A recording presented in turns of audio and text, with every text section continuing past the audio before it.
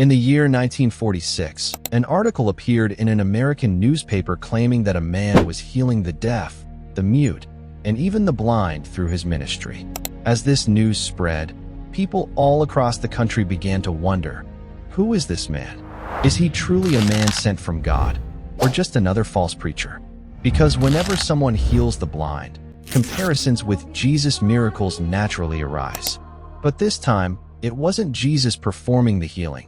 It was a man named William Marrion Branham. So in today's video, we are going to answer a very important question. Was William Branham a deceiver, or was he genuinely a man sent from God? In the early 1940s, William Branham was pastoring a small group of believers.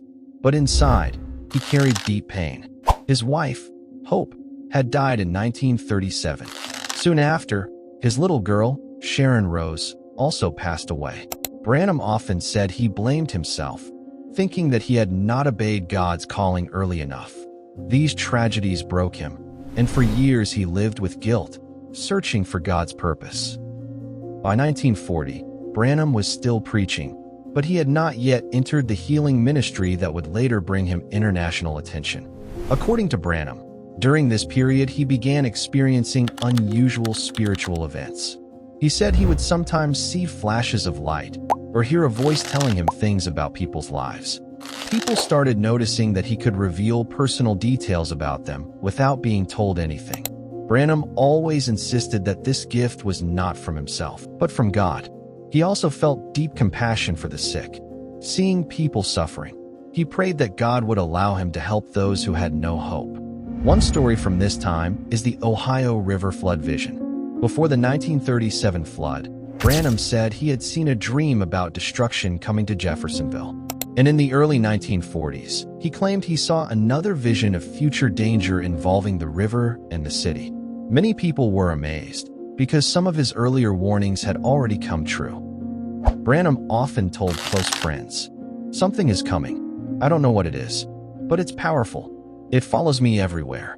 This was the beginning of what he later described as the preparation for a major supernatural encounter. The turning point of Branham's life came in May 1946. He went to a small cabin near the Ohio River to pray.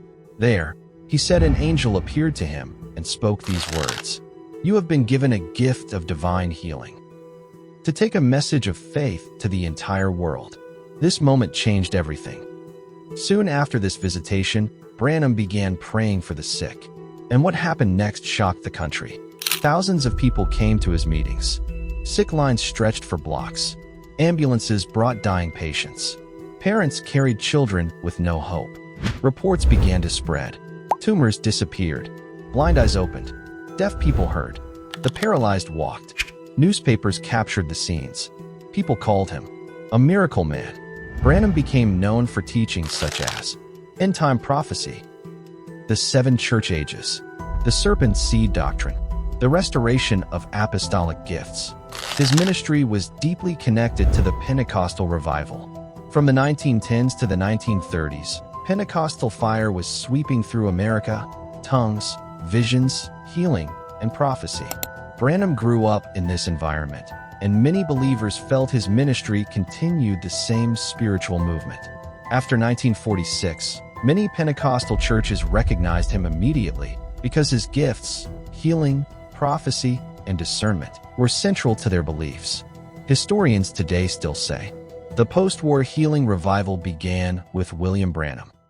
Despite so many miracles and the rapid spread of his ministry, several of William Branham's teachings were strongly rejected by mainstream Christian scholars. One of the most controversial was the Serpent Seed doctrine. Branham taught that the serpent in the Garden of Eden physically seduced Eve and produced a hybrid bloodline. However, mainstream Christianity considers this idea unbiblical and even heretical because the book of Genesis never describes a physical relationship. It challenges the traditional doctrine of original sin. Another major point of criticism revolves around prophecies that many believe did not come to pass. 1. The 1977 end-time prediction. Branham suggested that major prophetic events would occur by 1977. Critics argue that 1977 came and went without those events. This raises questions about prophetic accuracy. 2. The Municipal Bridge Vision. Branham claimed he saw a vision of 16 men dying during the construction of a bridge in Jeffersonville. But critics point out, there is no historical record that confirms the exact details he described. 3. Questions about healing miracles. Branham's healing campaigns were powerful and attracted thousands, but critics argue that many healings were never medically verified. Some people reportedly lost their healing later. Branham avoided continuous medical investigation of the miracles. Supporters, however, insist that many healings were genuine, even if not scientifically documented. So the question remains, was William Branham a deceiver or a man sent from God? Supporters see him as a true prophet with a supernatural gift. Critics believe some of his teachings were too controversial to accept. But one thing is undeniable. His life, his visions, his healing ministry, and his influence on modern Christianity cannot be ignored. What do you think? Share your thoughts in the comments. Thank you for watching. God bless you.